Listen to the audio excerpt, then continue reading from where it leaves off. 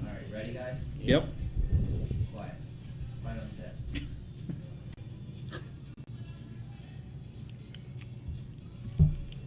And welcome live inside Delaware Live Sports, powered by 302. Nick Alessandrini joined this Friday morning by Mike Lang, Jason Winchell, and Glenn Frazier. Nick Halliday behind the camera for us. And guys, off to a great start. Here we go. And it's showtime. It's been a while since we've been on camera. Glenn, welcome. This is Glenn's first time being with us on camera, and we're back. It's been a year. Feels new for all of us to be back in here at Buffalo Wild Wings. So just to get things started, guys, how you doing on this Friday bracket reveal morning? Glad to be here and watched a little bit of the meetings this morning, both boys and girls. It's kind of tough to follow two at once, Nick, but we're doing our best. Jason? Yeah, it's great. I always like these type of days, the bracket reveals. I'm sure kids are excited to see where they came out this morning, and man, we got some good matchup. Can't wait to discuss them. Glenn, welcome to Buffalo Wild Wings, Middletown, kind of your territory. Here we are down here. How's it feel? Old stomping grounds. It looks a little bit different from when I was stomping up here now. But Well, guys, just based on what happened last year and everything shut down before the semifinals, I feel grateful for the student athletes and especially the seniors this year that get to hopefully finish this whole thing out. Yeah, absolutely. We've come a long way since obviously the cancellation of the Final Four last year. And again, just thankful to DIAA, all the schools and everyone that's able to get these games and these playoffs started and hopefully finished here in a little while. But a big day today, guys. Boys and girls bracket. We're going to get to both. We'll start with the boys bracket here first, fellas. And before we get into it specifically, obviously an odd year here with COVID and everything, all the precautions that had to go on this season.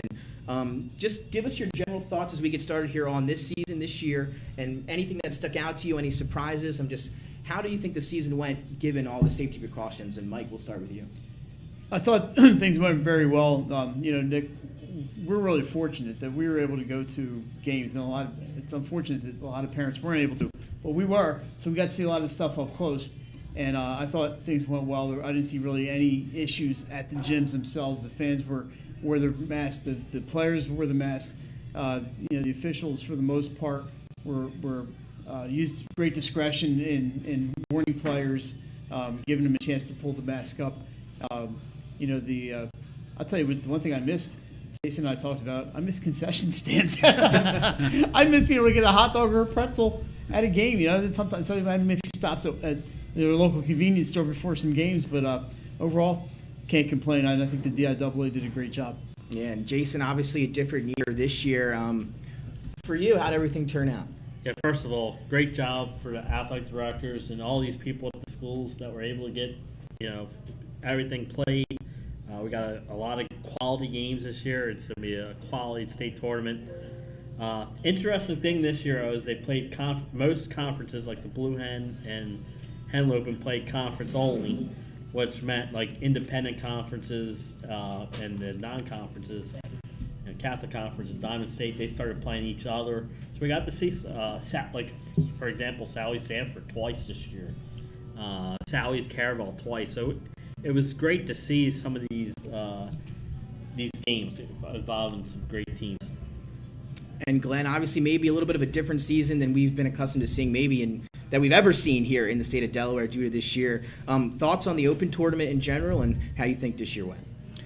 Well, I'll echo the sentiments of the rest of the panelists. At every site where we went, the athletic directors and their staffs did a fantastic job cleaning up between the girls and the boys' games.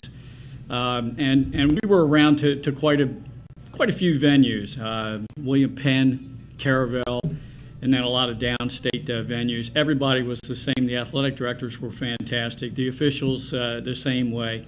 And every student athlete that I saw conducted themselves with social distancing. That they had the chairs set apart along the benches in the proper distance. So great job by everybody. And they knew they had to do that. I mean, the coaches impressed on the players. We have to adhere to all of these rules, or somebody's going to get this. And if somebody get this, it could be season over. So cherish what you have here and just adhere to the rules. And I think they all did a fantastic job. Yeah, absolutely. And here we are today now where we talk about the Open Tournament. Obviously, a lot of teams now, almost every team going to be playing in this open tournament. And now let's just dive right in. We have it split up into 4 quadrants, and we'll start that way. So we'll start in the top left here, and it all begins with your number 1 overall seed this year, guys. And that was Sanford. So Sanford will be your number 1 overall seed. Before we move on quickly, let's touch on that. Jason, thoughts on Sanford being the number 1 seed?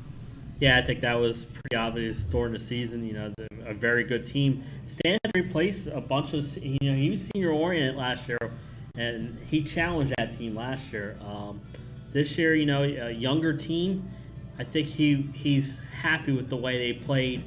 They tested themselves well. They had a tough finishing week with having to play 2 highly ranked teams in Slays and Tower Hill. They split those games, and I just think they're very dangerous, and his youngsters got a lot of experience as the season went on, and that's a dangerous team. And Stan Waterman is one of the best coaches in the state for a reason. And guys, quickly before we move on, Sanford getting that number 1 seed. Not sure how many people were surprised by that, but they do get the number 1 seed. How close was it for Sanford, the Warriors? How did it come down to them getting that 1 seed? How close was it? By my point index, I had Sanford at 2.77 and Sally's at 2.75, so it was really close between those two teams. And Tower Hill was in there. There's a bunch of teams. Seaford's up there, so it was close. I mean, going into yesterday, there were 6 teams that had a chance at that top seed. So Sanford, they get the number 1 seed. We'll dive into some of your other lower seeds here in a little bit, but just to stick with this top left quadrant of the bracket, Sanford, they are your number 1 seed. They will get that first round bye, but they will be awaiting the winner of our first round matchup. So the first round matchup between number 32 Friends and number 33 St. George's. So that'll be our first opening game of the tournament, if we will, as we're going through it right now. So Friends and St. George's, the winner will get Sanford. And now we'll just keep going on here, on to the next 2 teams. Under that, we have 17 Del Castle will take on number 16 Archmere. So a good matchup there, guys. We'll talk a little bit about this one. Mike, talk a little bit about Del Castle and Archmere and what you've seen from those 2 teams. Well, I actually had a chance to see both teams this year. Del Castle, Jason and I were in literally right down the street here at Appoquinimink High School to see them beat Appo. They're very athletic. They got some guys who can run and jump. And Del Castle, you have to remember, they did not play a home game all year. They were the Road Warriors. Their gym was not available this year. They have a new coach. But I think overall, a great job. Archmere saw them several times. A very fundamental team. They have some height. They're not going to be as fast as Del Castle, but they play the game. They play very fundamental basketball, and they got some guys who can shoot. And they're going to be at home, which is a plus. But Del Castle, like we mentioned, road game. Everything's a road game for them. So it's not. I don't think it's going to bother Del Castle too much. But that should be a good one. Interesting first round matchup. When you get these different styles of offenses, you got a deliberate half court offense against one that wants to run up and down the floor. Mm-hmm.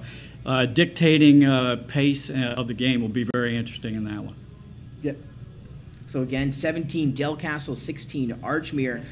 Yes, that's a second round. Yeah, that's a second round. They both got buys. They both have first round buys. Yeah, you guys we're new to this expanded bracket thing too. So again, we'll start with the first round matchups. So underneath here, still the top left quadrant, you have the number 24 seeded Mount Pleasant Green Knights, and they'll be taking on the Silver Eagles, your 41 seed Hodson. So a matchup there in the first round. That just sounds funny, Nick, the 41 seed. Right, I know. It's new. It's going to be, again, open tournament this year. Kind of brings that whole March Madness thing into play. And, again, a lot of teams are going to be excited to get going. And Mount Pleasant and Hodson are 2 of those teams here, Jet. Yeah, Mount Pleasant finished the year strong with a couple nice wins to get to 6-4 on the season. Young team. So I think Coach Selvins pleased with the way they're playing heading into the tournament. And Hodson had an up and down year, but like you said, open tournament, so they're in this game and they get a team they played twice this year, so a team they're familiar with. Yeah, tough. I believe they went Mount Pleasant went 2-0 against Hodson this year. Tough to beat a team 3 times. We'll see how that one plays out. And then, as we get our next first round matchup, still up in that top left quadrant of our bracket, of course, led by number 1 Sanford. They are number 1 seed there, but still our first first round matchup will be number 25 AI DuPont against number 40 Milford. So a matchup of two teams that I haven't had a chance to see as much this year, but a matchup that may interest some people there in AI and Milford. The one thing I would mention about AI, first, they lost James Handy was probably their best player. He's not currently playing. I don't know if he's injured or what's going on there, but they are, much like Newark, their success is coming with a limited roster of 7 or 8 players, 9 players. When they shut down their girls' season, they added My Trader, and I saw them play the other day at Brandywine, and they're going to give people trouble. Even with a limited roster, they have a lot of good athletes on that team. And don't leave My all alone, because she'll knock down a 3. And the girls use a smaller basketball than the guys. It's a 30-inch ball for the guys, 28.5-inch for the girls, and it doesn't seem to bother her at all. She's whatever ball you give her, she's going to drain it. So I think AI could be a dangerous team in this tournament. So AI and Milford, and go over here again. First round matchups in the top left of our bracket: 32 Friends versus 33 St. George's, 24 Mount Pleasant versus 41 Hodson, and then 25 AI DuPont versus 40 Milford. And Friends of St. George's will get the number 1 Sanford, the winner of that matchup, and then the Mount Pleasant and Hodson, well, they'll get the number 9 Middletown Cavaliers. So the winner of that first round matchup, Mount and Hodson, will get Middletown, and AI and Milford, the winner of that game, will get the number 8 seeded Appoquinimink Jaguars. We'll dive into second round matchups a little bit later. We're going to take a short break here. When we come back, we're going to dive into the bottom left quadrant of the bracket. We'll reveal our number 4 seed coming up after the break. Unique Image opened for business in Wilmington, Delaware in 1979 with one focus: wowing our customers with great products and even greater customer service. 30 years later, we are still doing exactly that. Whether you're looking for marketing tools to promote your business, gifts for your employees or clients, or planning a special event, we're here with the voice of experience to help you every step of the way for your complete satisfaction. Visit our new showroom in the Mill Creek Shopping Center, 4577 Kirkwood Highway. Unique Image, you envision, we create. Unique Image opened for business in Wilmington, Delaware in 1979 with one focus: wowing our customers with great products and even greater customer service. 30 years later, we are still doing exactly that. Whether you're looking for marketing tools to promote your business, gifts for your employees or clients, or planning a special event, we're here with the voice of experience to help you every step of the way for your complete satisfaction. Visit our new showroom in the Mill Creek Shopping Center, 4577 Kirkwood Highway.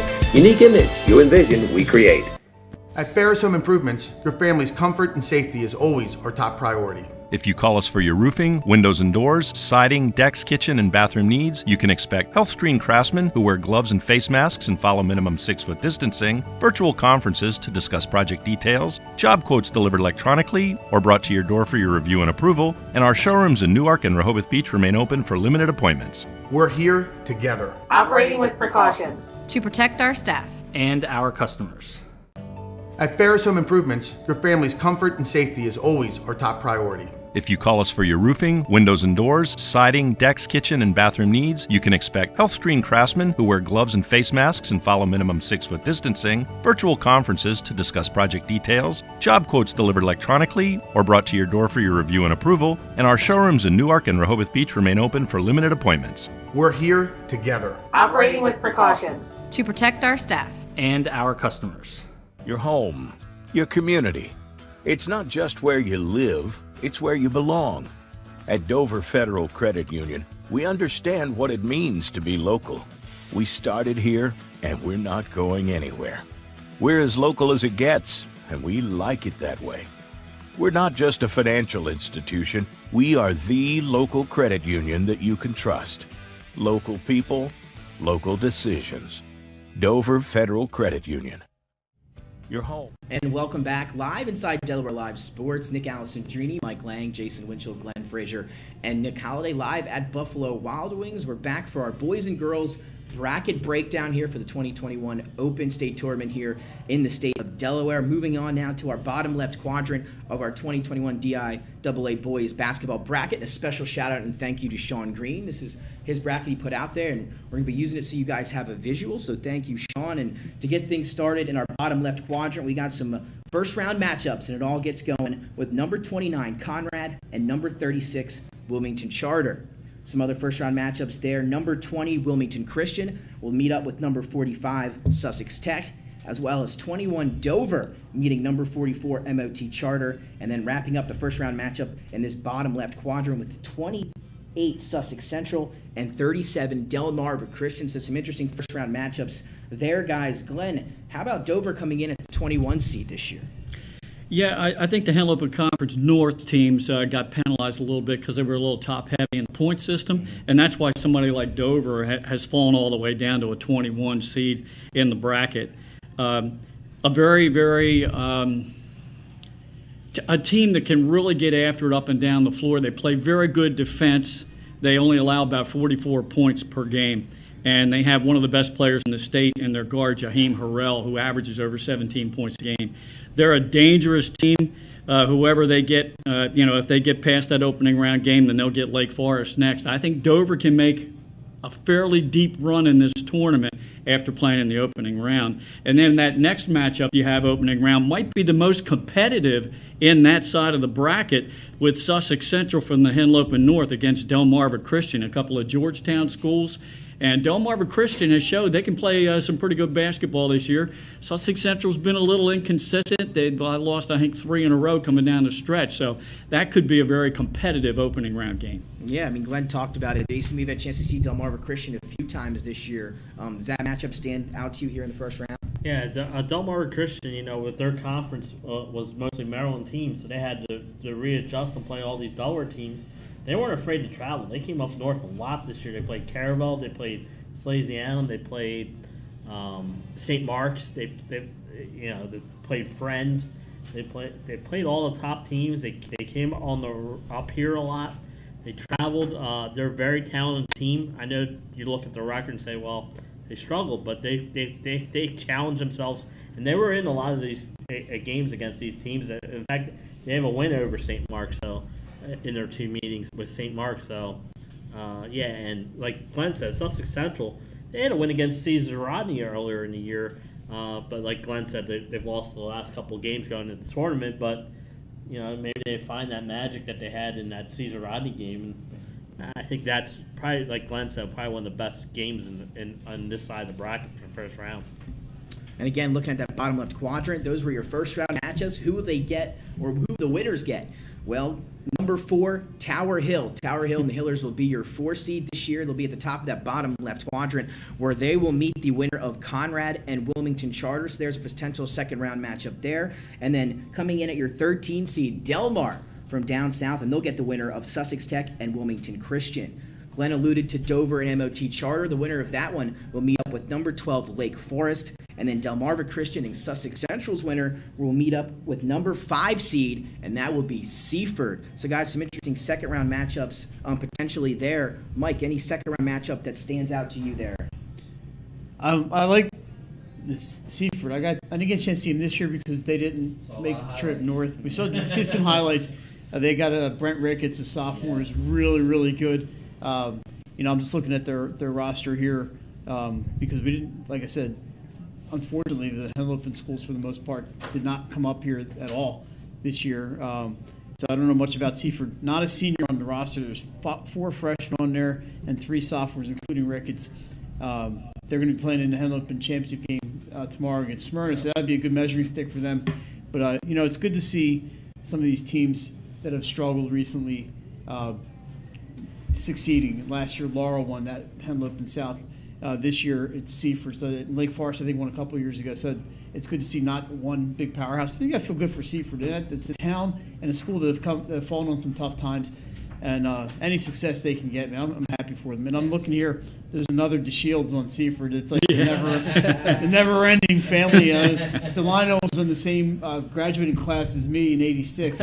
So back then we didn't really get a chance to see the downstate teams. There was no YouTube or anything like that. So good for Seaford, and I hope they have some success because they deserve it. Yeah, I'm kind of excited to see that. I'm going to go watch that game tomorrow, the Henlopen title game with Smyrna and Seaford, so I can see the Blue Jays in person. They've won 9 straight, and Smyrna, of course, undefeated. They've won 14 in a row, so that's going to be it's been an interesting matchup there, and a good measuring stick for Seaford against a really good team from the Henlopen North. Yeah, Smyrna's a good team. So, guys, the teams for the first round byes, again, Tower Hill, Del Mar, Lake Forest, and Seaford. Again, they'll meet some of the winners of those first round matchups. Now I turn to you, Glenn and Jay. Is there any potential matchups in that bottom half of the bracket that we're looking at right now that you're either looking forward to see or maybe you think will be the factor here? And what matchup or what two teams do you think you're looking forward to seeing there go at it? I want to see Tower Hill. They had a great season. Beat Slasiana twice. Lost to Sanford twice, but played them tough both times. Beat Tatnall a couple times. They had a great year, only 2 losses. Outstanding players. And to see a Tower Hill boys program get the 4 seed is just incredible. And shout out to Tower Hill on a fantastic season. I think they could be scary as that 4 seed. Yeah, and Glenn, looking at that bottom half of this side of the bracket, any potential matchups that maybe you're hoping it plays out that way or maybe would be a great game if it happened to come out? Well, again, I take a look at Dover playing an opening round game in this tournament, and I think the Senators could make a deep run on that side of the bracket. A potential matchup in the third round would be Seaford and Dover. Yeah. And I'd look forward to seeing that one. But again, I can't wait to see Seaford in person tomorrow against Smyrna and get a good idea of just how good the Blue Jays are. No, it's funny, Nick, that half of the bracket, all teams from downstate. Every single one of them, there's 6 teams, and every single one of them is like not just downstate, but way downstate. So they're going to have and that's right. MOT Charter's not way downstate. They're right down the street from here. But so you're going to have a downstate team guaranteed to be moving on to the quarterfinals. So that's kind of cool. And guys, I'm going to put you on the spot here now, give everybody some bulletin board material. Thanks. Who do you have coming out of this bottom left quadrant? And we'll talk about it all at the end, come up with a champion. But we'll start now with this bottom left of this bracket. Who do you got making it into the semifinals, Mike? I'm going to go chalk here. I'm going Tower Hill. Tower Hill, they're the Final very, Four. very athletic. Jason mentioned that the athletes they have, and they're really tough. But I kind of like Tower. Jason, who reaches the Final Four out of that bottom half of the bracket? Oh my God, that's tough. Really tough. You know what? Oh, Jay, you feeling? What do you think? I'm gonna go Seaford. Seaford. I'm gonna go Seaford. I'm gonna jump on the. Even though I talked about Tower Hill early, sorry, Tower Hill. But I'm going Seaford. Like I said, they had a great finish to their season. Like Glenn said, they're hot right now, and they're very talented. And but like he said, Glenn, they got a tough matchup against Dover. But I think if they can get by that, they might sneak into that Final Four. Glenn, over to you now. Put you on the spot here. Who reaches the Final Four? Yeah, my seat's feeling warm. The hot seat. Boy, you hate to just overlook any of these teams, really. I mean, I was already talking about potentially Dover getting a matchup with Seaford, and really, we're not slighting Lake Forest or MOT Charter or any of these other schools, but the Dover, I think potentially it's Dover Seaford with a chance to meet up against Tower Hill. Gotcha. And if I can stop there, I'll stop there. Rookie preference. Yeah. Maybe we'll go back later in the show, but there you have it, a good breakdown of that bottom left half of our first bracket there. So again, a little bit of picture for you. We're going to take another short break. When we come back, we'll dive into that right side of the bracket, our final 2 quadrants, when we come back on Delaware Live Sports. Whether you're planning to buy a home in 3 months, 6 months, or even a year, let me walk you through the process from start to finish and get your questions answered. I'm a DHSA lender with down payment assistance programs or grant money. I can help those with less than perfect credit or those working on their credit. I'm also local and always have been. So call 302-563-5599 or visit bryans.loans.com when you are ready to get started on your road to homeownership. Whether you're planning to buy a Welcome to Premier Physical Therapy. Come on in. Premier is a locally owned outpatient physical therapy practice with convenient locations near you in all 3 counties in Delaware. At Premier, we have experienced physical therapists with advanced credentials, but their hospitality, passion, and enthusiasm is what makes the difference for you. Every patient receives personal attention with an individualized model of clinical excellence and care. Our goal is to get you back to your favorite activities. From injuries due to work and automobile accidents to post-surgical care to sports injuries and more, Premier offers direct access to our physical therapists, allowing you to schedule your appointment quickly and easily, even without a prescription. Find our convenient locations at www.premierptsp.com. Premier Physical Therapy and Sports Performance. You may have tried physical therapy, but have you tried Premier? Welcome back live inside Delaware Live Sports, powered by 302. Nick Allison Dree, Mike Lang, Jason Winchell, Glenn Frazier, and Nick Halliday. 2021 bracket breakdown here as we move to our right side of the bracket, and we're going to reveal our first round matchups first. And to get things started, number 31 Laurel will be taking on number 34 Indian River. So our first round matchup, followed by number 16 Caesar Rodney and the Riders as they take on First State Military Academy, your 47 seed. Progressing still down the bracket in first round matchups, your number 23 seed Brandywine will meet your number 42 seed Concord. Right down the street battle there. We'll talk about that in a little while. And then Polytech, your 26 seed, they've been hot as of late, will take on the 49 seeded Glasgow. So there are your four first round matchups. Guys, which first round matchup are you most excited to see? Mike, we'll start with you. Well, as a Brandywine School District resident myself, whose neighbors attend Brandywine High School, I'm going to go with Brandywine Concord. I've seen both teams this year. Brandywine, I know I'm going to butcher this kid's name. They have. Let me start with Concord so I can get that right. Luke Gabbers from Concord is a good 3-point shooter, and I think he could be a key. And for Brandywine, it's Zalakowicz, I think is how he pronounces his last name. But I want to get this for a second. But I think that they're familiar with each other. I don't know if they played each other this year. I can't get on the site. So, but anyway, Brandywine's got some kids who really can run. There's the young man, number 3. I can't remember his first name. I get all these names in my head. McCamey, his guard, who really likes to go. And then Zalakowicz inside is a real beast for Brandywine. And Concord has Gabrish and a couple other athletes. But that is the one that I kind of like. And just a note out there for Rick Shea. If you want to move that game to 4:30 on Tuesday, that would really help me out, Rick. So if you were thinking here, come on, man, we're pals. So anyway, that's what I'm looking at. Again, when you're that close in distance, it can be almost like a rivalry game. We saw a great one out of Middletown and Appo just a few days ago. Guys, some good first round matchups here in the top right quadrant. Anything stick out? I'm with Mike. Brandywine Concord, and they've been rivals. They used to, if it was pre-COVID, they probably would have been playing this regular season. But the Flight A played the Flight A, the Flight B played the Flight B. But I just think that's going to be a good matchup, like Mike said. And when you're rivals, brings out the best in each team, and I think that's going to be one of those outstanding first round games. Glenn, first round matchups, maybe a team in the first round that you're looking at. Well, I agree with these guys. Brandywine Concord's going to be, I think, a very competitive opening round. Rivals there. I'm looking at Polytech, a team that has been hot lately. They knocked off Dover and snapped their 6-game winning streak on Dover's home floor. Dover hadn't been beaten all season at home until Polytech beat them Tuesday night. And then, of course, Smyrna did it again last night. Polytech, interesting team. They led the whole second half in that game against Dover. Good depth at Caesar Rodney.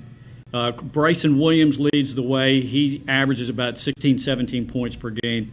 But they have a good cast of characters there to back him up. So Caesar Rodney and Polytech, two teams from downstate that could potentially move along.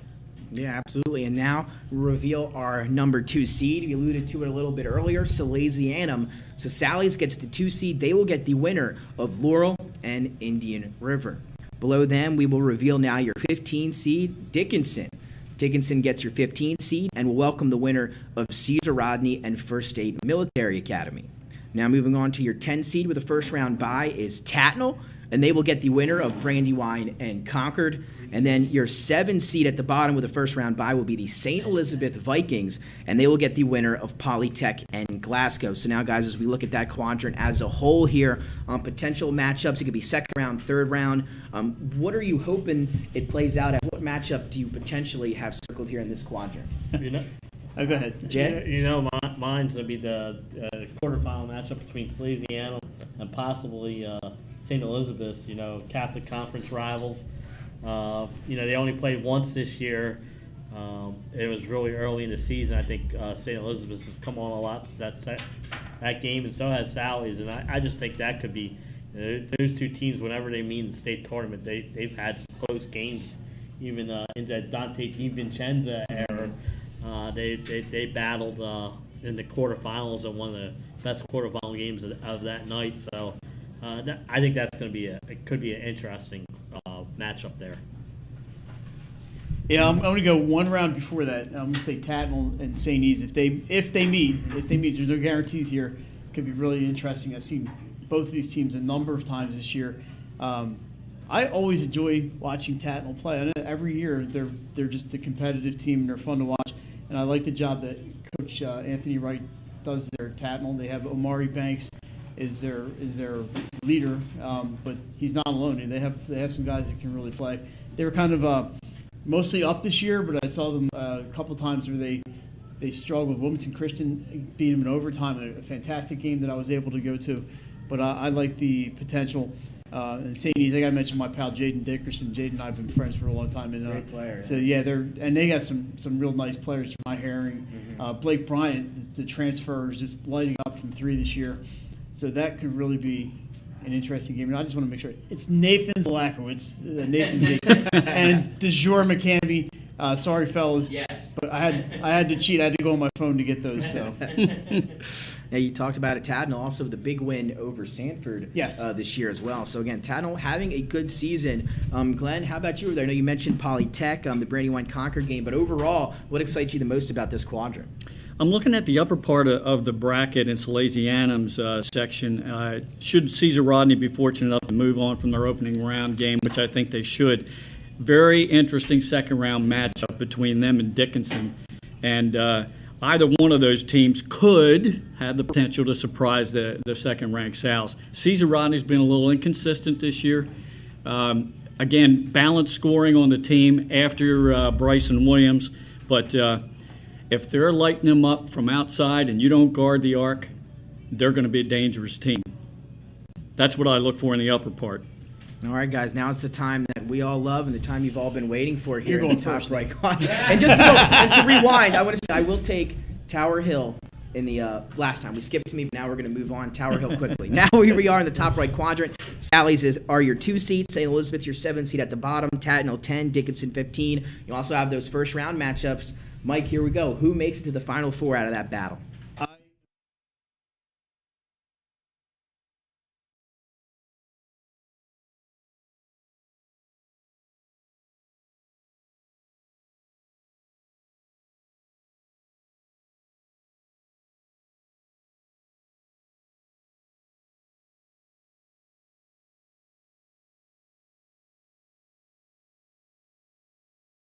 Jackson Conkey made this year.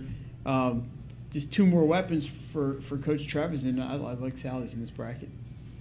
Jason, go over to you now. Put you on the spot here. Who's going to the Final Four? I'm with Mike. I think it's probably Sally's region to lose. They have, like Mike said, Jackson Conklin did a great job against Nana the other night, and he's been getting better as the season goes on. And Sally's just deep. They're really deep. Kalk and Hines both averaging over 10 points a game. Justin Mullen just right at the, just a little under 10 a game. But they're a very deep, talented team, and a good coaching staff. And I just think right now they're probably the team to beat in that quadrant. Glenn, we had a chance to take a look at Sally's. You've seen a few of these teams in this quadrant. Here we go. Who makes the Final Four in your opinion? Yeah, I hate to make this unanimous, but to me, a team with good depth and that plays good defense, like a Salesianum and a Smyrna, odds-on favorite. Now, do I get a dark horse? Yes. The 10 seed, Tatnall. Yes. Mm-hmm. Yeah. I'm with you. So there you go. Tatnall. Got some Sally's and Tatnall, 2 teams to look out for. I'm going to go with Sally's, that makes me two Chalk Tower Hill and Sally's. I don't like to do that most of the time. That's the way I feel right now. So again, that's going to be a battle up there in that quadrant. Some great teams. There'll be some great matchups. Again, very hard to choose there. We're going to take one more short break. When we come back, we'll dive into our final quadrant of our boys bracket and then sum it up here in general in just a little while. We'll be right back after the break. Hi, I'm Scott Kammerer from Sothel Concepts. Sothel Concepts is an award-winning restaurant group with 12 locations in beautiful coastal Delaware. Come check us out. At Sothel Concepts, we believe in cooking beautiful, simple food, developing the people we work with, and making the world a better place. Come visit us this fall for our great off-season specials, like half-price entree night and crab cake night. With 12 locations on the culinary coast from Lewis, Delaware to Fenwick Island, we have something for everyone. See you soon. Get the assurance that your HVAC system is what you need with Ambience. Ambience provides you with over 25 years of experience in the heating, cooling, and plumbing industry. The team at Ambience Heating and Air Conditioning provides high-quality residential HVAC installations, maintenance, and repairs in new and older homes in the Delaware, Maryland, Pennsylvania tri-state area. You may not realize it, but half of your energy costs go to heating and cooling. Make sure your energy dollars count and call us today for a free estimate. 302-239-HVAC. 302-239-4882. Making house calls for your sick walls. Richard C. Edwards Jr., the owner of Paint Doctor, started it all in 2002. Paint Doctor prides itself on its personal yet professional approach to working with customers and holds itself to the highest standards with all projects. The Paint Doctor staff follows one main objective when performing our services. Customers and their homes are treated with the utmost respect. Our workmanship and quality of personnel is demanded at every step of the project. We treat your home as we would expect someone to treat ours. Preparation before painting is paramount. Just open the door and we will handle the rest. Paint Doctor also believes in a strong community involvement as well by supporting several local sporting teams, leagues, and schools. Paint Doctor services include interior and exterior painting as well as carpentry. Please visit our website at paintdoctorpainting.com for information or coupons to help with your next job. Paint Doctor. And welcome live inside Delaware Live Sports, powered by 302. Nick Alessandrini, Mike Lang, Jason Winchell, Glenn Frazier, and Nick Halliday. We're almost gone through the entirety of our boys bracket, breaking it down for you here at Buffalo Wild Wings, and we are on to our final quadrant, the bottom right half of the bracket, and now we'll dive into our first round matchups. To get things started, the number 30 seed William Penn Colonials will battle the number 35 seed Cape Henlopen Vikings as your first matchup in the quadrant. Following them will be number 19 seeded Woodbridge will take on number 46 Odyssey Charter. And then as we continue first round matchups, number 22 DMA will take on number 43 Newark Charter, and number 29 St. Mark's will take on number 36 Red Lion. So they're your four first round matchups of the quadrant. Jason, start with you this time. Which one of those you have circled on your calendar? Cape Henlopen and William Penn. Both teams struggled to start the year. Both teams are coming on strong now as the season winds up. I think that's going to be a first-round Jim Dandy, as we like to call it. I think that game has the potential. Both teams can play both ways. I've seen Cape Henlopen run this year, and I've also seen them compete in low-scoring games. Same thing with William Penn. I just want to say, both the coaches are young coaches. Right. And both of them, as the season went on, got their teams to play better. And I think both teams are getting hot at the right time of the year. And that I just can't wait to watch that one. That's going to be a good one. And guys, some other good first-round matches. But is that the one you guys also had circled as well? I would assume that has to be the one. Mike, you? Same yeah, thing? I think so. Yeah.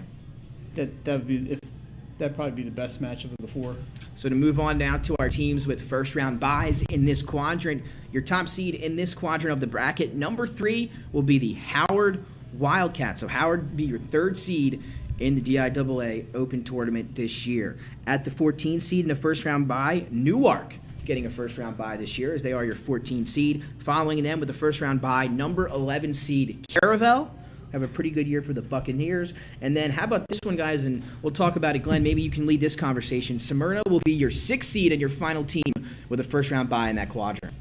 Well, again, the DIAA committee goes by the point system. And the Henlopen North, Smyrna was undefeated. Dover lost 3.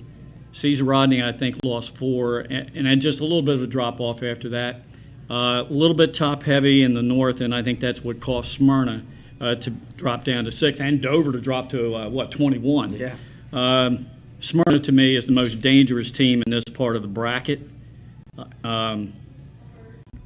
Nice matchups would be third round with them against Caravel. And that'll be an interesting game. Good test for the Smyrna Eagles. And Jay, against Smyrna, undefeated on the year. They get the 6th seed. Again, if they can win some of those games, they'll meet up with Caravel. Any other matchups or any team in that quadrant stick out to you, and any potential matchups you're excited to see there? Yeah, like Glenn said, Caravel's a real interesting team because they're a lot different than what they start the year. They have the injury bug in them hard, but I got to see them the other night against Louisiana. They're a scrappy team. They play hard. They're well coached by Coach Tobin. Has done a fantastic job down there at Caravel. It was a young team to start with this year, and he's getting valuable playing time for these younger kids. And like you said, the depth isn't there right now with the injuries. Yeah. But they're still a dangerous team that knows how to win come playoff time. That's true. They're looking there a lot. Mike, some good teams here in this quadrant of the bracket. Howard, your 3, Newark 14, Caravel 11, Smyrna 6. Those are your teams, the first round buys. Any matchup that you're excited about that potentially could go down here? Kind of like possibly the Howard Newark if both of those teams advance. Newark, we mentioned earlier, is playing with like 6 or 7 players, but they have one of the best players in the state in Kamal lately, and he can really put the Yellow Jackets on his back. They split during the regular season. Newark, I think they split. Howard got them the last time, but I think Newark Howard beat them twice, but the first game was 42-39, so it was a real close one. But I think it's tough to beat a team 3 times in a season. So I think that might be worth watching a little Flight B rematch, a rubber match. It's not a rubber match, a rematch between those two teams. But just taking a look at the bracket real quick, that one stands out a little bit. And then obviously the later matchups, like the Howard Smyrna, could be a really, really fun matchup. If they both advance, and like I said, or like Glenn has said, nothing's guaranteed here, so there's no guarantee that the chalk's going to hold here. But I think that could be an outstanding. And that's why I like an open tournament like this, because like you said, there is potential for a lot of upsets in an open tournament format. And guys, now for the time, again, we've all been waiting for, our bottom right quadrant of the bracket. Again, Howard, they are your 3 seed, Caravel 11, Newark 14, Smyrna 6. Those are your teams, your first round buys. Other first round matchups are obviously mixed in there. Who do you got making it to the final 4 out of this quadrant? Glenn, start with you this time. Smyrna Eagles. Smyrna Eagles, there you go, no hesitation. Nick Halliday, hand raised. Smyrna Eagles. Jason. I am on the Smyrna bandwagon, though I do think that Smyrna Howard, if they meet, could be a very good matchup. And like Glenn said, I think Smyrna Caravel could be a good test for Smyrna too. I agree. But I like Smyrna. I think they're like Sally's earlier. They play their depth and their defense, and they're senior laden, so they're a veteran squad. They have great communication between the players on the floor. And that's evident from some of the highlights we've had this year with point guard Creedle to Sulaco. Yeah, he looks good. Mike? Yeah, I'm going to go with Smyrna as well. And again, excited for that Smyrna-Howard matchup that would come to fruition, so I'm looking forward to that. I will roll with Smyrna as well. So again, there you have it. And for right now, guys, taking an overall look at the bracket we have in front of us. A lot more teams than we're used to seeing this year in the state tournament. Now, quickly, we've talked about a lot of teams maybe that are flying under the radar. It is March Madness. It is an open tournament this year. Maybe we'll see some Cinderella stories. Give me maybe one or two bracket busters for you guys, maybe as a lower seed that you think maybe has a chance to make a run here in the state tournament. I'll give you a minute to think about it. Well, you know what? Yeah, we'll take a break. We'll take a 20-second break. When we come back, you'll hear about some bracket busters, some sleeper teams as we head into the open tournament. We'll be right back. High Five Hospitality was founded in 2004 when 3 guys teamed up to introduce the Buffalo Wild Wings franchise concept to Delaware. They now operate 8 Buffalo Wild Wings, 6 locations throughout Delaware, and 2 locations in Maryland. B-Dubs has weekly and game day specials on their delicious food and beverages. Stop in one of their convenient locations today. The Stone Balloon Ale House features a unique blend of crafted food and an array of spirits, all flavored with a dash of nostalgia. Our culinary mantra is comfort food playfully reimagined, and we prepare seasonal favorites that strive to please the palate and resurface a memory.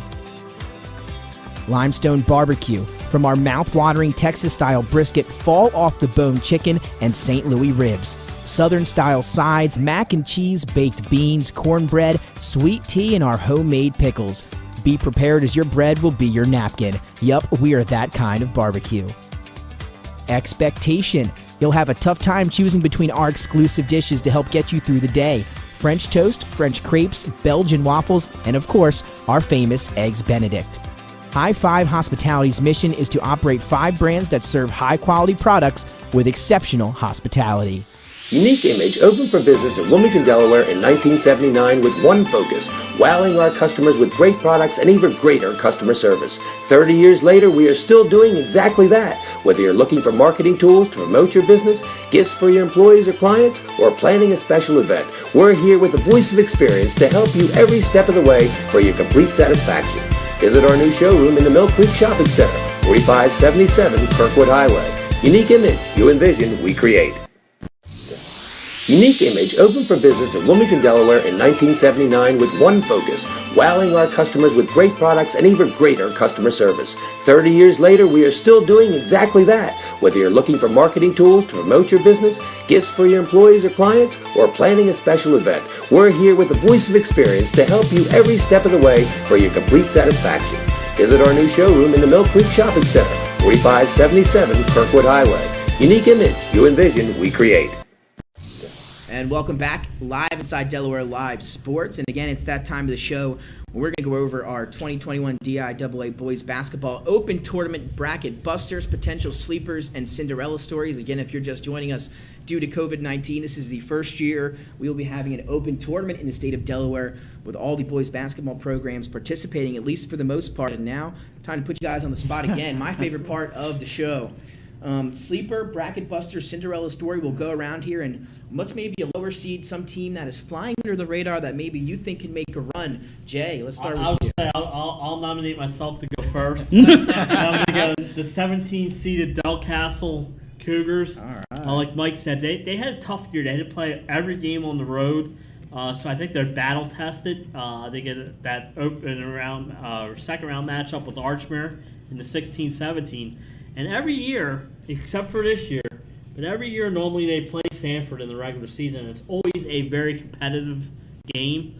So I'll go, if they can keep it close with Sanford, I'll give them a shot, and they would be my dark horse. Because if you knock off the 1 seed, that's a pretty big bracket buster right there. Off the bat, so Jay's going with number 17 seeded Del Castle to make a run in the tournament. Mike? I'm going to go with Dover. I think I probably just took Glenn's, but Dover, you caught me off guard with that one, Mike. Well, I'm just looking at the, like Glenn said, they were a good team in the Henlopen North, and their seeding is hurt by the strength of the Henlopen North, but that doesn't mean they're not a good team. And if they can get by MOT and then Lake is, I think, going to be a tough matchup for them, but if they can get by Lake, they could do some damage. And I'd love to see a Dover Seaford matchup. I think that'd be a good one. But I'm going to go Dover. Glenn, go to you now. Third, maybe should have went to you second. Are you thinking similarly there? Or one team, maybe who's going to make a run? Cinderella story. Well, first of all, back up because we didn't make our picks in that upper left quadrant. And I'm going to tell you right now, I think the 8-9 game between Middletown and Napo, right here in Middletown, Delaware. I agree. I think the winner of that game is going to win that side of the bracket, and if they get Sanford, are going to upset Sanford. But I'll agree with these guys. Dark horse out of that quadrant will be Del Castle. Dover, dark horse out of the bottom part of that quadrant. Dark horse. This is what we should have done. Dark horse in the Smyrna Howard bracket would be Caravel at 11 because hey, they could upset Smyrna and then move on from there. And dark horse in that other part of the bracket, I'm going to say number 11 Tatnall. Number 10 Tatnall. Yeah, I would have to agree with Glenn on those. Those are some good ones. Yeah. And way to lead us into the quadrant talk. Jay, we'll go now to you. You gave us your dark horse of Del Castle in the top left, and they're going to be your number one focus here as your sleeper team.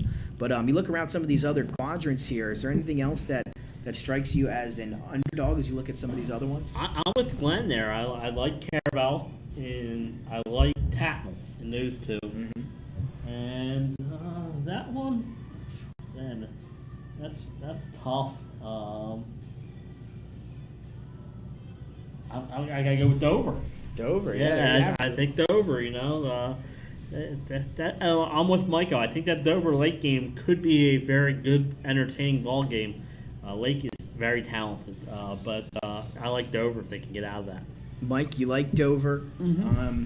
Looking at some other quadrants, any other Cinderella teams that think can make a run? Maybe Del Castle we talked about and some other ones? Just looking at this real quick, a team I've seen play, they're kind of a Jekyll and Hyde team in the same bracket. Wilmington Christian, I think, might be able to pull off a couple wins, a win or two. I haven't seen Sussex Tech, and I haven't seen Delmar. But if I have to pull a team out of there, I've seen some talent in that team, so maybe Wilmington Christian. They can score some points. Yep. So some sleepers and bracket busters, and we're going to stay right here as we close up our boys bracketology here, guys. And we talked about our Final Four teams. Now we're going to go finals. Who's going to make the finals of the state championship, and who are you going to crown as your early 2021 champion? Let's take a 20-second break, and we'll come right back with our championship picks right here on Delaware Live Sports. Can't put them on the spot anymore.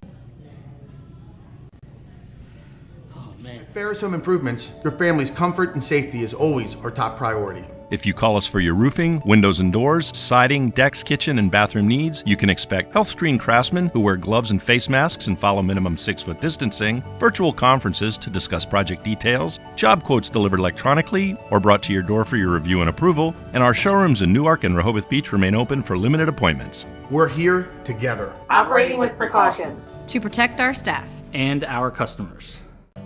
At Ferris Welcome back live inside the Middletown Buffalo Wild Wings Delaware Live Sports 2021 boys basketball bracket breakdown. It's the time of the show where we wrap up and give our potential state championship matchup and maybe crown our potential champion. So again, didn't take much time. Quick commercial break. We're back here with some, we're putting you on the hot seat. These are tough picks. You guys got to go out to some of these games and see some people. So let's get right to it. Mike, we talked about some sleepers. We talked about Final Four teams. It's time to talk about your championship teams and who's taking home the 2021 Open State Tournament Championship. Yeah, well, I think I'm not going to be very creative here. I think it's Salesianum coming off of that side. Okay. And I'm going to stick with Sanford on the left side. I'm going 1 and 2. I think Sanford's going to get health. They're getting healthier, and I just think they have the coaching a little too much. I like Sanford and the Sals. Do I have to pick a winner? You have to pick a winner. Sanford Sally's the champion. You want to pick a winner and final score? I'll pay for that game. They may kick me out of the Alumni Association if I pick the wrong way.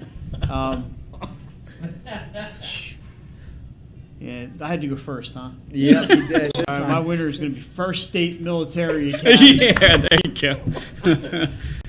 Sally's and Sanford in the championship game. It's going to be a team with the S that wears blue and gold, baby. Mike, we're coming back to you before the show ends.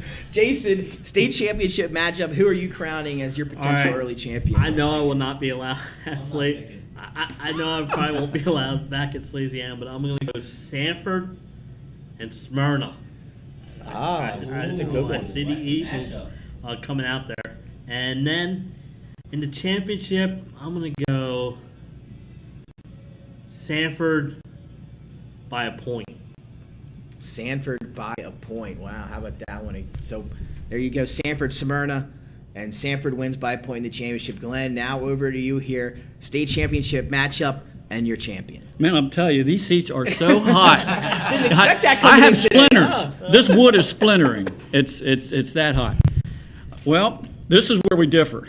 We've kind of agreed on most of the other picks, but this is where we differ. Well, let me just say this. I went to school right here in the Middletown School District, and now I live in the Smyrna School District. All right? Yeah. So I'm going to go with the 6-seed Smyrna Eagles in the final against the 8-seed Apo Jaguars. How about that? Yeah, shaking it up. And then Smyrna to win it. Smyrna versus Appo. Smyrna, your champion. Sanford versus Smyrna. Sanford, your champion. Sanford versus Sally's. Somebody with an S as your champion. Mike, quickly, 2 seconds. Who's your champion? Salesiana. Salesiana. Mike taking Sally. So we got Sanford, Smyrna, and Sally's. Somebody would have asked, right? Yeah. So we're the Mike called potential it. winners. For me, I am going to go. Yeah, put you on the hot seat. Yeah. There's not enough alcohol in this drink. God, you know what? I said a lot about Sanford early in the year. Sanford and Appo and Middletown. I talked about that quadrant. Those are 3 really good teams. And Glenn, I know Glenn talked a lot about that. I don't want to take anything around from Tower Hill. Seaford has some great teams on the bottom half of that side. But I'm going to take the Appo, Middletown, or Sanford. One of those 3. I'm going to take Appoquinimink right now. I hate to do that to Glenn. Glenn's a great pick, but I kind of agree with him. But I think it'd go anyway. That wouldn't shock me. I go Appoquinimink, and I'm going to go with Sally's. Appo versus Sally's with Appoquinimink as your state champions this year. So there you have it. We'll try to switch it up, make it a little bit different for you. So thanks for joining us here, 2021 DIAA Boys Basketball Bracket Breakdown. Guys, as we head out here, any final words about your Boys Open Tournament this year? I'm going to be gentle. I wish they would have staggered some of these games, especially later on, the quarters and the semis. Yeah. It's not too late to do the right thing. And the other thing is, if you're hosting a game and you're not allowing fans, please consider moving it to a location. Let the other team host where at least the parents can get in. Fans have been waiting all year. They've been waiting all year. They've been very patient. They've watched the live streams, our live streams, and the NFHS and the other YouTube and stuff. But that's at least to stagger the quarters and the semis, and consider going to a location where your parents can get in and see the games. Especially after last year. Jason, final words? I echo the sentiments of Mr. Lang over there. I agree. I think those are 2 good, very very good suggestions. Like he said, these parents have been waiting all year. To get into some of these games, it will be good if they can get in and watch their kid play, especially seniors. It's the last time they're going to be out there. I feel for them that they're not allowed into the regular season. I think for the playoffs, let's get them in there.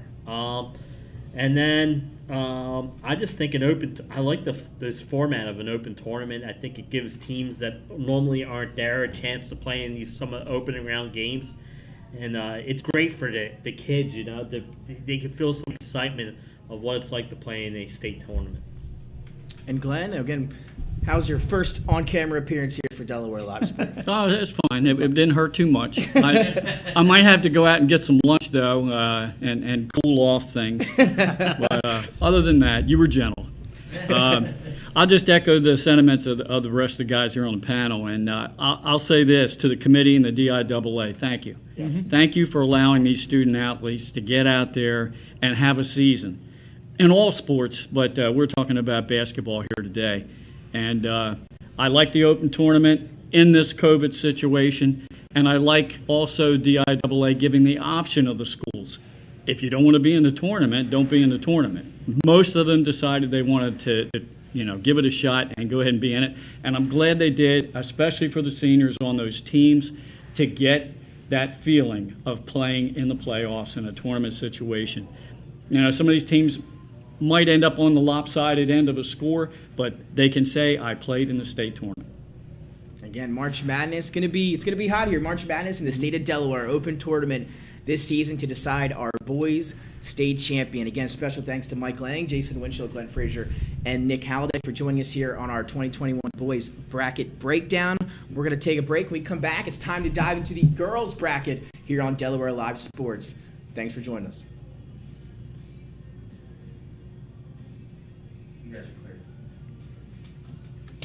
Sweet.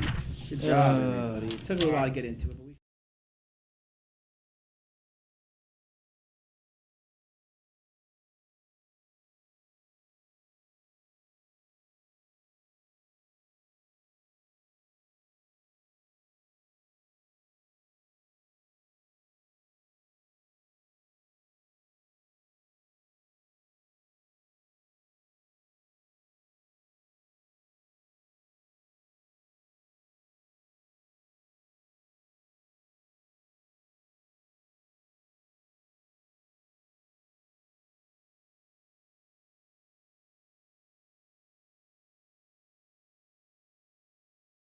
Get the assurance that your HVAC system is what you need with Ambience. Ambience provides you with over 25 years of experience in the heating, cooling, and plumbing industry. The team at Ambience Heating and Air Conditioning provides high-quality residential HVAC installations, maintenance, and repairs in new and older homes in the Delaware, Maryland, Pennsylvania tri-state area. You may not realize it, but half of your energy costs go to heating and cooling. Make sure your energy dollars count and call us today for a free estimate. 302-239-HVAC. 302-239-4822. Whether you're planning to buy a home in 3 months, 6 months, or even a year, let me walk you through the process from start to finish and get your questions answered. I'm a DHSA lender with down payment assistance programs or grant money. I can help those with less than perfect credit or those working on their credit. I'm also local and always have been. So call 302-563-5599 or visit bryans.loans.com when you are ready to get started on your road to homeownership.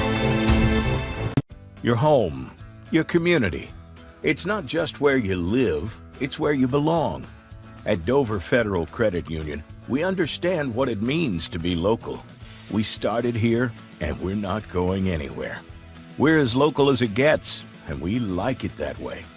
We're not just a financial institution, we are the local credit union that you can trust. Local people, local decisions. Dover Federal Credit Union. At Ferris Home Improvements, your family's comfort and safety is always our top priority. If you call us for your roofing, windows and doors, siding, decks, kitchen, and bathroom needs, you can expect health screen craftsmen who wear gloves and face masks and follow minimum 6-foot distancing, virtual conferences to discuss project details, job quotes delivered electronically or brought to your door for your review and approval, and our showrooms in Newark and Rehoboth Beach remain open for limited appointments. We're here together. Operating with precautions. To protect our staff and our customers. High Five Hospitality was founded in 2004 when 3 guys teamed up to introduce the Buffalo Wild Wings franchise concept to Delaware. They now operate 8 Buffalo Wild Wings, 6 locations throughout Delaware, and 2 locations in Maryland. B-Dubs has weekly and game day specials on their delicious food and beverages. Stop in one of their convenient locations today. The Stone Balloon Ale House features a unique blend of crafted food and an array of spirits, all flavored with a dash of nostalgia. Our culinary mantra is comfort food playfully reimagined, and we prepare seasonal favorites that strive to please the palate and resurface a memory. Limestone Barbecue, from our mouth-watering Texas-style brisket, fall-off-the-bone chicken, and St. Louis ribs. Southern-style sides, mac and cheese, baked beans, cornbread, sweet tea, and our homemade pickles. Be prepared as your bread will be your napkin. Yup, we are that kind of barbecue. Expectation. You'll have a tough time choosing between our exclusive dishes to help get you through the day. French toast, French crepes, Belgian waffles, and of course, our famous Eggs Benedict. High Five Hospitality's mission is to operate 5 brands that serve high-quality products with exceptional hospitality.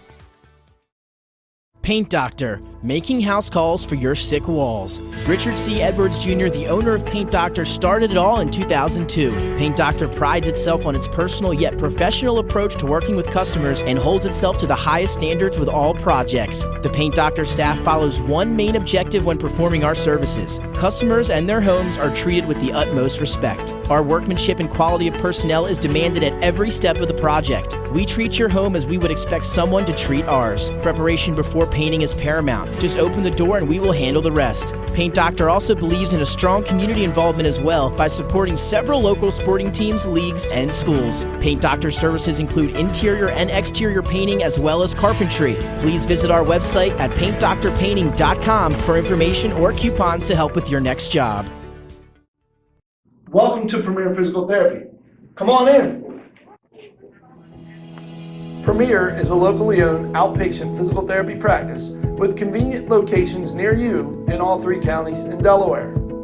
At Premier, we have experienced physical therapists with advanced credentials, but their hospitality, passion, and enthusiasm is what makes the difference for you.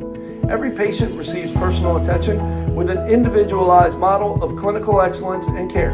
Our goal is to get you back to your favorite activities. From injuries due to work and automobile accidents to post-surgical care to sports injuries and more, Premier offers direct access to our physical therapists, allowing you to schedule your appointment quickly and easily, even without a prescription. Find our convenient locations at www.premierphys.com PTSP.com. Premier Physical Therapy and Sports Performance. You may have tried physical therapy, but have you tried Premier? Hi, I'm Scott Kammerer from Soto Concepts. Soto Concepts is an award-winning restaurant group with 12 locations in beautiful coastal Delaware. Come check us out. At Soto Concepts, we believe in cooking beautiful, simple food, developing the people we work with, and making the world a better place. Come visit us this fall for our great off-season specials, like half-price entree night and crab cake night. With 12 locations on the culinary coast from Lewis, Delaware to Fenwick Island, we have something for everyone. See you soon. And welcome back inside Delaware Live Sports, powered by 302. Nick Allison-Drady, Mike Lang, Jason Winchell, Nick Halliday on hand here now as we're going to dive into our 2021 DIAA Girls Basketball Open Tournament bracket. And guys, again, we just wrapped up the boys bracket. How you feeling as we move into our girls side of things? Feeling good. I was excited that boys bracket is stacked. There's some good matchups in there, and looking at the girls real quickly, I'm more excited for this tournament. This is going to be fun. The open tournaments are fun, aren't they, Mike? Yeah, it's good to see some teams that we normally don't see. How it shakes out in the end, nobody knows. But at least in the early rounds, you'll see some teams that aren't here every year, and I think that's a good thing. So let's dive right in. We'll start with the top left quadrant of our bracket, and a special thank you again to Sean Green, who put these brackets together as we have our visuals in front of us and for you guys there at home. So thank you, Sean. And we'll get started here with our first round matchups in the top left quadrant. Getting things started, number 32 seeded Hodson Silver Eagles will meet up with the number 33 seed Middletown Cavaliers. Below them, first round matchups continued. Number 24 Seaford will meet number 41 Delmar, and number 25 Indian River will meet number 40 Milford. Those are your first three first round matchups in your top left quadrant of the bracket. And Hodson and Middletown, your 32 versus 33. The winner of that one will meet your first round bye team and the number one overall seed this year in the open tournament, the St. Elizabeth Vikings. So St. E's will welcome the winner of Hodson and Middletown. Guys, how impressive, we'll stop for a second, how impressive has St. Elizabeth's been this year, Mike? They have been extremely impressive. This is a team that lost 6 seniors from last year's team, which is one of the final four standing. They have weapons, Olivia Lynch, Nia Pulliam, Farrah White, Rory Siskowski. I don't want to leave anybody out. I hate to leave anybody out, but just weapon after weapon. They've got a freshman who's contributing. Just really good. They did struggle against Ursuline the other night. They had to have a big fourth quarter comeback to win that one. And they had to pause in the middle of the season, but Coach Cooney's done a great job with his team. January Tate's the other starter, by the way, and they're really, really good, and they're fun to watch. Yeah, Jay, no arguments to St. E's being your number one seed this year, huh? No, I don't think it was close in my tournament things. But a great season, 10-0, like Mike said. Wins against Sanford, wins against Ursuline twice, wins against Archmere, Conrad, Caravel, Ursuline twice. They beat them all, and that's a good season. But like Coach Cooney against Archmere the other night, they had a lead, and I think I think St. E's can get in their own way at sometimes. And I think it'll be interesting to see what they do, especially in this top bracket.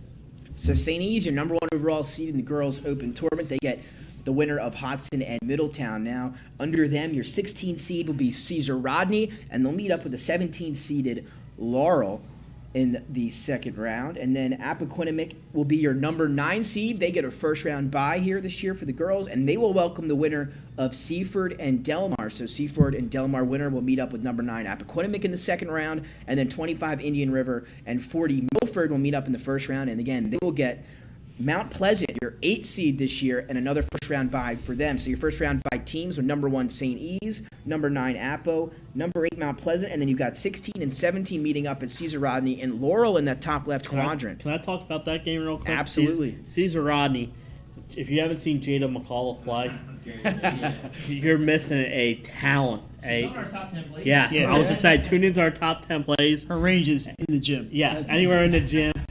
I like the fact that she's going to go to Dell State, and we're going to get a chance to see her play for 4 years. That Dell State, I was just going to say that she's going to play with Diana and Diana Cannon from Kate last year, who's down there already. That Dell State program is putting around, but man, if you get a chance to watch Jada play, I like the fact that they're getting the Henlope and South team, Laurel. Laurel started the year red hot, ran into that dangerous Woodbridge team a couple times this week, but I think that's going to be a fun matchup. And I can tell you what, I don't know, looking down the line later, I don't know if St. Elizabeth's like seeing Caesar Rodney there at the 16th seed, because that could be a tough matchup, especially with someone who can shoot as hot as Jada McAuliffe can. Yeah, and Jason, you just talked about it, taking me right into my next question. Are there any other matchups here in this top left quadrant? A potential matchup that excites you guys, and then after that, who do you have making it out of that side of the quadrant, maybe making it to the Final Four? Mike, I'll throw it off to you here. First off, let's start with a sleeper team maybe in that quadrant that you maybe can see making a run. And is it who we just talked about? Well, I think the potential later on matchup would be Staney's and Caesar Rodney. I think is probably going to be the best one, even a CR 16 seed. Other than that, I think it's St. Elizabeth's bracket to lose.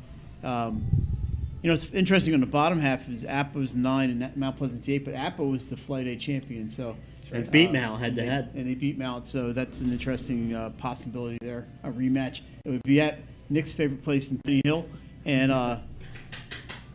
Appo would have Mount Pleasant would have the revenge factor and the home court advantage.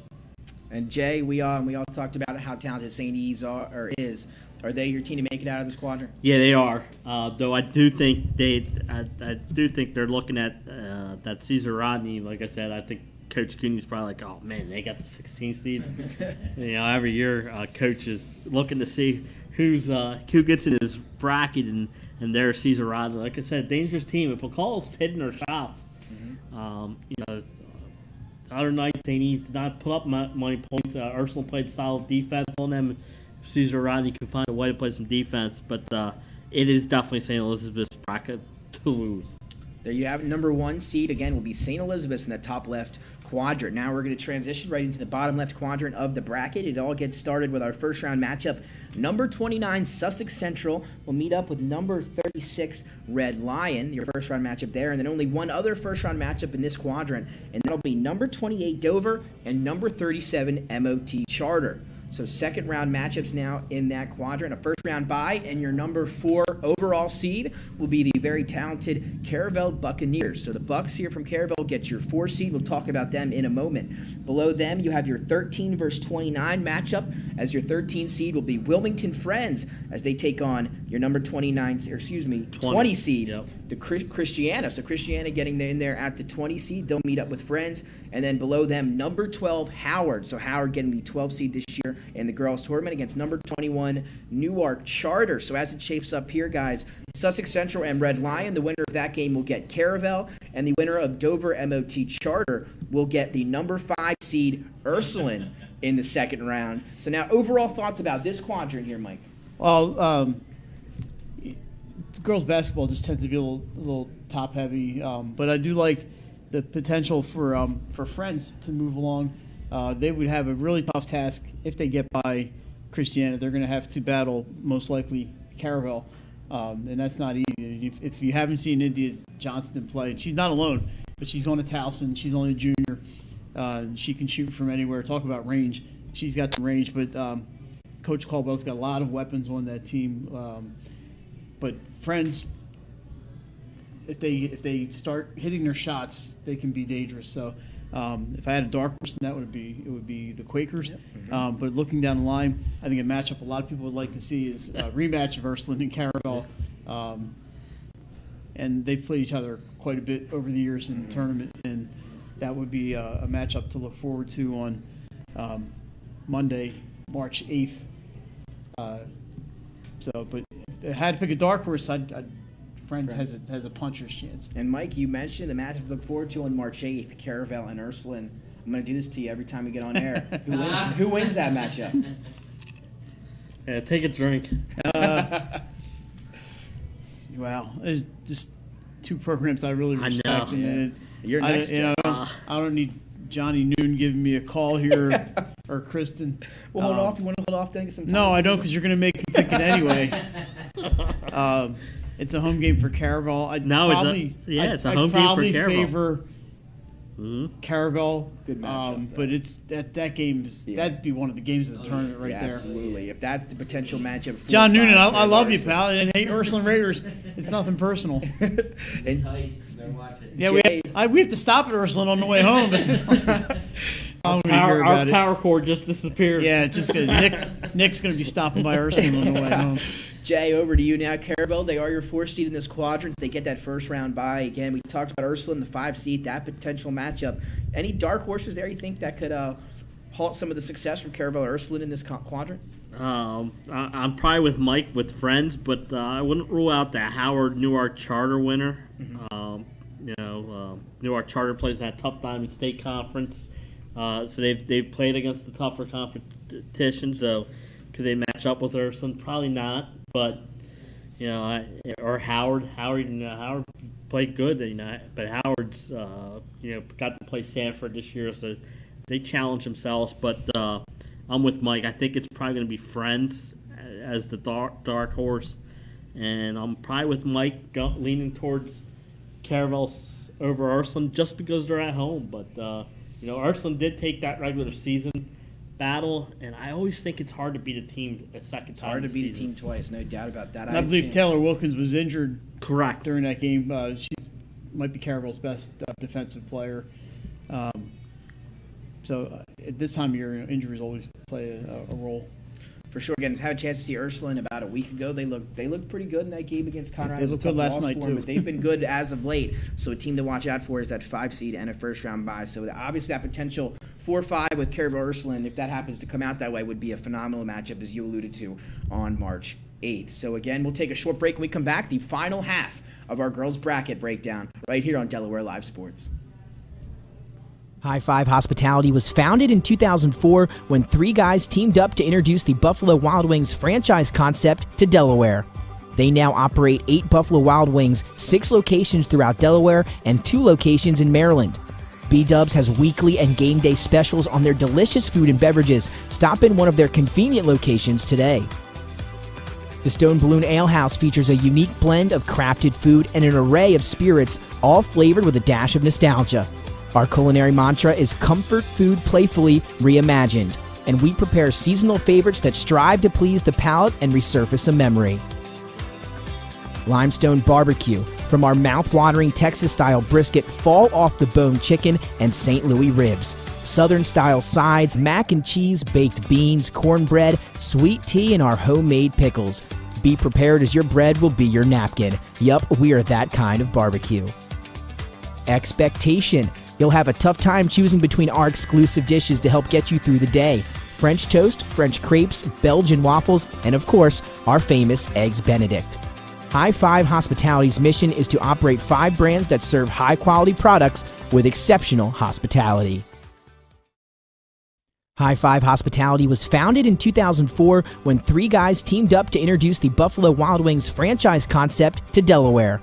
They now operate 8 Buffalo Wild Wings, 6 locations throughout Delaware, and 2 locations in Maryland. B-Dubs has weekly and game day specials on their delicious food and beverages. Stop in one of their convenient locations today. The Stone Balloon Ale House opened for business in Wilmington, Delaware in 1979 with one focus, wowing our customers with great products and even greater customer service. 30 years later, we are still doing exactly that. Whether you're looking for marketing tools to promote your business, gifts for your employees or clients, or planning a special event, we're here with the voice of experience to help you every step of the way for your complete satisfaction. Visit our new showroom in the Mill Creek Shopping Center, 4577 Kirkwood Highway. Unique image you envision, we create. Unique Image, open for business at And welcome back inside Delaware Live Sports, the final half of our bracket breakdown here on the girls' side of things. Nick Allison, Drini, Jason Winchell, and Mike Lang. Nick Halliday behind the camera. And guys, we finished one half. Now we're going to dive right into our other half of the girls' open tournament bracket. And it all starts with our first round matchup in this quadrant. Padua, your 31 seed, will take on DMA, your 34 seed. And then the other first round matchup, St. George's, your 26 seed, will take on Sussex Academy, your 39 seed. So those are your two first-round matchups in the quadrant. Who will Padua and DMA winner take on? Well, your number 2 overall seed in the tournament will be the Conrad Red Wolves with a first-round bye, and your number 2 overall seed. Under them, the second round, William Penn, your 15 seed, will meet Delmarva Christian, your 18 seed, followed by Woodbridge, your 10 seed, and Lake Forest, your 23 seed. And then the winner of St. George's and Sussex Academy in the first round will get your number 7 seed and first round bye with Cape Henlopen. So, guys, your teams, again, to look at with first round byes are Conrad as your 2 seed, Cape Henlopen your 7 seed. They'll get some of those first round matchup winners, and then you see the other second round games mixed in there. What stands out to you about this quadrant? Jay, let's start with you this time. I'm going to go. I'm really looking forward to seeing that Delmarva Christian team. They just beat Caravel the other night. Gracie Fetterman, outstanding season. Congratulations, by the way, scoring her 1,000th point the other night. But, man, that team is fun to watch. They're very talented. And, you know, they get a William Penn team that came on late in the season. They're very talented, too. That's going to be a great second-round matchup and probably one that I would love to go see. But that Delmarva Christian team, I wouldn't be surprised if they get by William Penn, that they could give – they're going to give Conrad – they played Conrad during the regular season earlier in the year while Stephanie was still there. I'd like to see them without Stephanie there, see if they can compete with them. But you know, that's going to be a tough matchup against Conrad, but that Delmarva Christian team is fun to watch. And they do have a win against Caravel. I can't rule that out. I mean, beating Caravel is a great win. And Jay, while we're on the topic, in terms of dark horse, would Delmarva Christian be your sleeper at that quadrant potentially? Absolutely. Yeah. No doubt. Yeah. No doubt. I was thinking about that when we were going to break in, that Jason mentioned Grace Fetterman, and they have a couple other players as well that I want to mention the sophomore Ainsley Bell, she just drops threes and has the most unorthodox looking left-handed shot, but they just go in. And you know, it's not just those two. And they were traveling this year. They were in Newcastle County every other day, it seemed like. So they're used to being on the road like Willie Nelson, and that would be that's definitely the dark horse in that bracket. And again, guys, any potential matchup that really excites you? Talk to me about that Conrad Delmarva Christian matchup there. Is that the one that you both have circled? Oh, yeah. Well, here's another one that I have circled. A possible Cape Henlopen Woodbridge. They meet Saturday in the Henlopen Championship game. They could meet in that third round in that 7-10 matchup. You know, Woodbridge beat that Cape team last year in that Henlopen Championship game. I think Woodbridge brought back more people than Cape Henlopen, but Cape had a fantastic season, 14-0. But I think that Cape Henlopen Woodbridge game could be a very great game there in that third round if they both advance that far. I don't want to leave anybody out, but yeah, I think that could be a very good third round game. Yeah, that would be a good one too with Woodbridge and Cape. Mm-hmm. And guys, Conrad, they're your number 2 seed in this quadrant. They have the first round bye. Who is your pick to make it to the Final Four here? Is it the Conrad Red Wolves, Mike? They have the home court advantage, and that is a home court advantage, definitely. But I just think Cape maybe has too much firepower. And I know College is going to kill me, but I'm probably going to have to go. I'm going to go with Cape Henlopen out of that bracket. So, 25 points a game. Yeah, people that maybe don't follow the girls' game as closely. You know, Stephanie Kaleja graduated early and decided to go up to Massachusetts and is now playing for the Minutewomen of Massachusetts. Yeah. And it really changed the look of Conrad, but to their credit, they've stepped up. They have played well. Nye Whittlesey is playing more minutes if she can. She's playing more minutes than she did before, and I'm really been impressed with the Glanz sisters. Aaron and Kate Glanz have really stepped up to plug that scoring gap that Stephanie left. The question with Conrad is their depth. Can they go for 32 minutes with Cape Henlopen? And that's why I would pick Cape. But Pat Williamson, please let me back in the gym. You know I'm a real big Conrad fan. Yeah, we do love doing games at Conrad. Jay, Conrad, the 2 seed first round bye. Cape, they're that 7 seed first round bye. Do you see those two meeting up before the Final Four? I do see them meeting. I do see them meeting up in the quarterfinals. Mm-hmm. And like Mike, I think Cape has too much depth. I will give it to Conrad if Aaron Rannigan is one of the best defenders in the state of Delaware. I didn't mention Aaron. I should have. Yeah, How can I forget and her? I think if she can play against Cape's better players and shut them down, maybe they have a chance. I just like Cape. I think they're have too much depth for that Cape Henlope or for that Conrad team. And Rannigan, I believe, playing soccer at Bloomsburg. Yes, she next is. Year. So, great athlete, track, soccer, Yep. basketball, you name it. I'm going to stick with the Conrad Red Wolves as my pick to win that quadrant. So I'll go with Conrad. But there you have it, 2 Capes and a Conrad there for that quadrant of our breakdown. Now we'll transition to our final quadrant as we try to conclude things here on our girls basketball open bracket. It all gets started with our 30 seed Wilmington Christian as they take on our 35 seed Sussex Tech, and then our other first round matchup in that quadrant. Polytech, your 27 seed, will meet your 38 seed in Smyrna. So those are your 2 first round matchups. Who will Wilmington Christian and Sussex Tech get in the second round?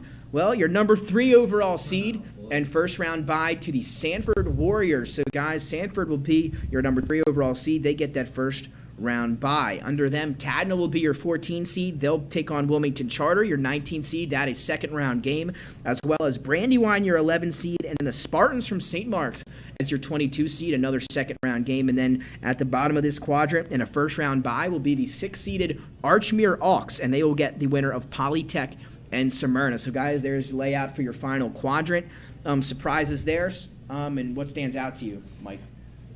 No real surprises. The points are the points. I like the Tatnall team.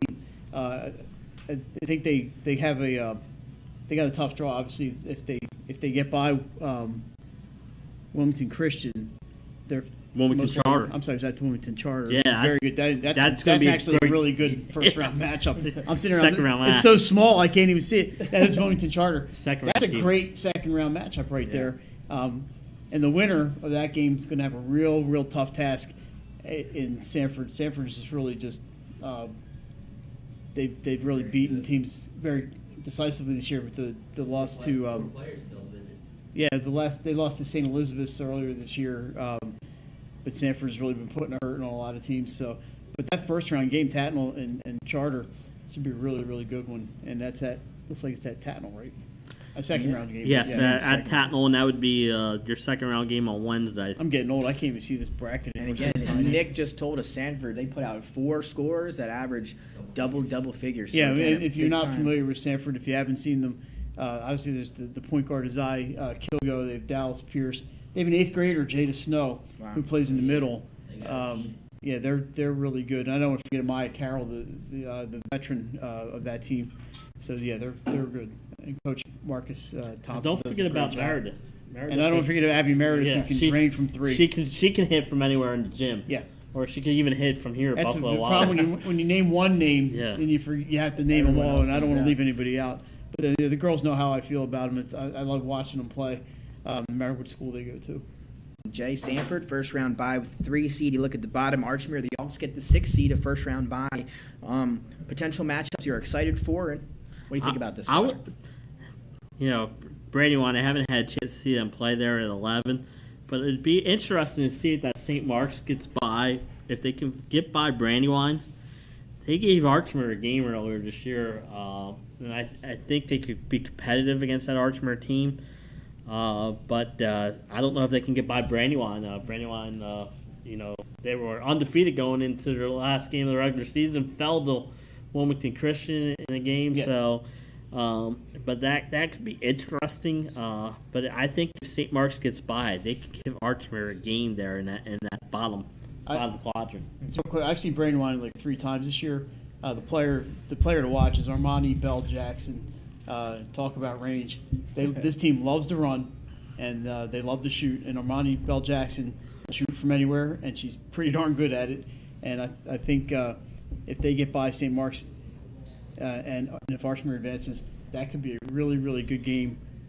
When is that? Friday night at Archmere, because Brandywine's the 11 and Archmere's the 6, and kind of schools not too far from each other, just a couple miles. Yeah, and Jay, Sanford, they are your 3 seed. They get the first round bye. Are they your pick to come out of this quadrant? If not, who goes to the Final Four here? Sanford is my pick to come out of the thing. We'll dive into our final four here in a little bit, but I think Sanford comes out. Sanford, Mike. It's Sanford. Sanford. All right, so there you have it, Sanford. There. Now it's time to look at the big picture here in our girls' open bracket. Again, your number 1 seed St. Elizabeth, your number 2 seed Conrad, 3 seed Sanford, 4 seed Caravel. Those are your top 4 teams in each of the quadrants. Mike, let's start with you here now. Final 4, I believe you went with St. E's in the top, and in the bottom, I think you went with Caravel to be. Is that right? So those two are going to be in your Final 4, Caravel and St. Elizabeth. Who wins that match and goes to the state championship? St. Elizabeth. St. Elizabeth. Yeah. Sorry, Chris. And there you go. St. Elizabeth gets to win. They go to the championship. Jay, now over to you. I believe you had St. Elizabeth as well in that top and quadrant. I had Caravel. And I'm going Caravel. How about that? So Caravel St. E's and Caravel. Caravel and St. E's played earlier this year. Overtime. We were lucky enough to be there. Overtime. A great game. They gave St. E's all they could handle. And I just think Caravel gets it done this second time. They seem to give St. E's fits in the tournament. That last time Dan Cooney and St. E's was a 1 seed. They lost in the semis to the 4-seeded Caravel Buccaneers. History repeats itself this time. I'm leaning towards Caravel, but I like Mike said, that could go either way. That could go either way. I'll go with St. Elizabeth for my pick here, but I have St. Elizabeth and Caravel as well. So there you have it. On one side, we've got Mike going with Caravel to make it to the state championship, or excuse me, St. Elizabeth go to the state championship game. Jason going with Caravel to go to the state championship game. Now we look at the other half of the bracket. Conrad's your 2 seed. Sanford's your 3 seed.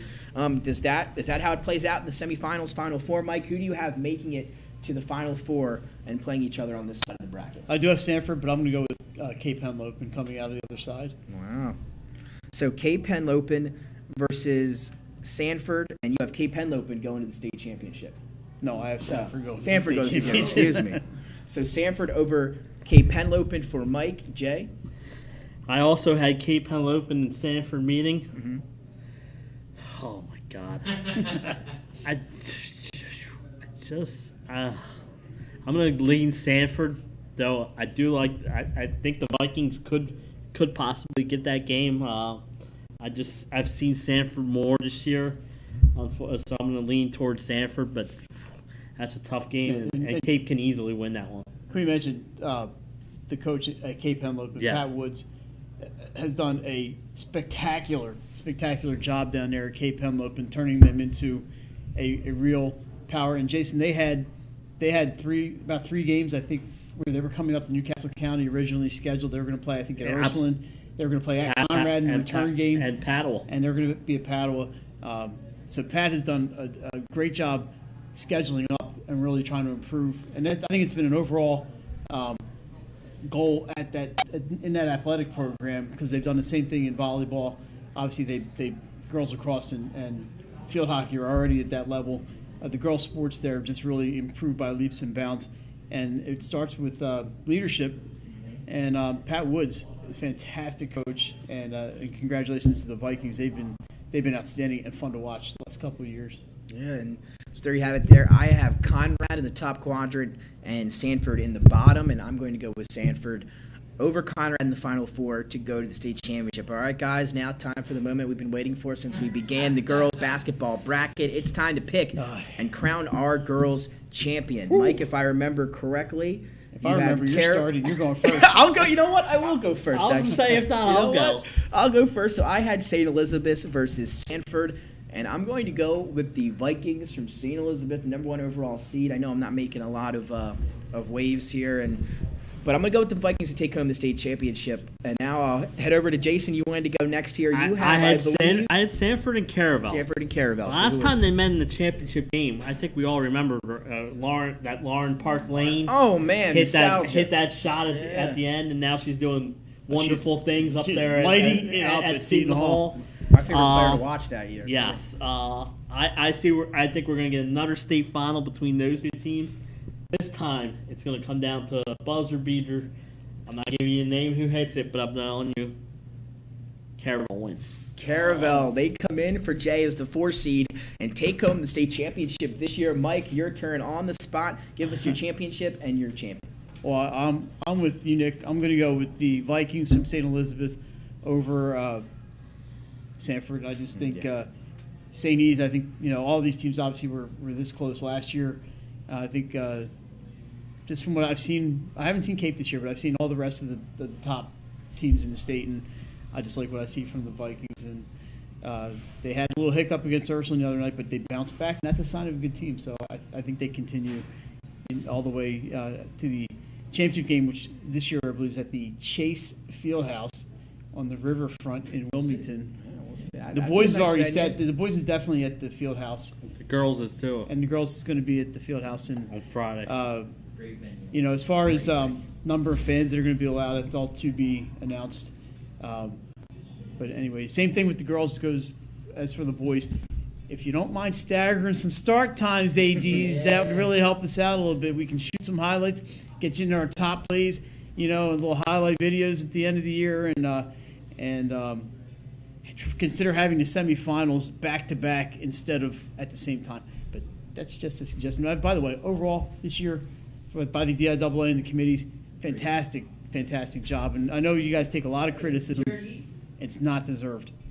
And guys, as we wrap up here, Jason, final words on our girls bracket and open tournaments. They're fun, aren't they? Yeah, it's going to be an exciting tournament. I'm glad to see a lot of teams in there. I think that's great. It gives these, like I said earlier in the boys, it gives these seniors for some of these teams that are normally not in there a chance to compete at state tournament level. I really enjoy a thing like the open tournament, and I expect I think this is going to be one of the good group of girls teams. I think this tournament is going to be a fantastic tournament. Could not agree more. And Mike, anything else? I'm looking forward to the possibility of seeing some teams that we haven't seen. With the scheduling this year, I'm looking forward to possibly seeing some of these teams from downstate that I did not get a chance to see this year, except for maybe a little bit here and there online. But I'm excited. I was excited last year. I was all ready to go, and to me, we're just making up for some lost time this year. And I know the girls are excited, and they should be. This is a reward for putting in all the hard work all year, and especially this year, having to wear a mask, and nobody wants to do that. They're sitting miles apart from each other on the benches. It's just it's not the experience they wanted, but at least they're playing, and that's the important thing. Absolutely. And again, March Madness starting early here in the state of Delaware with some open tournaments for both boys and girls. Should be extremely fun playoff run this year for everyone. And again, for Nick Alessandrini, Mike Lang, Jason Winchell, and Nick Halliday, thanks for joining us for our 2021 bracket breakdown for boys and girls DIAA here in the state of Delaware. Good luck to all the teams. And again, a special thanks to the DIAA, Sean Green for the bracket, and Buffalo Wild Wings for having us here on this Friday afternoon. We'll see you next time on Delaware Live Sports.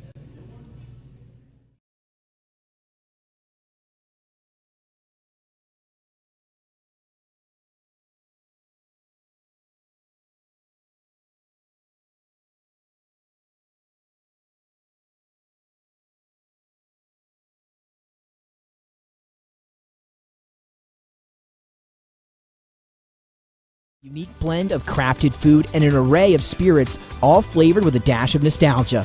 Our culinary mantra is comfort food playfully reimagined, and we prepare seasonal favorites that strive to please the palate and resurface a memory. Limestone Barbecue, from our mouth-watering Texas-style brisket, fall-off-the-bone chicken, and St. Louis ribs. Southern-style sides, mac and cheese, baked beans, cornbread, sweet tea, and our homemade pickles. Be prepared, as your bread will be your napkin. Yup, we are that kind of barbecue. Expectation. You'll have a tough time choosing between our exclusive dishes to help get you through the day. French toast, French crepes, Belgian waffles, and of course, our famous Eggs Benedict. High Five Hospitality's mission is to operate 5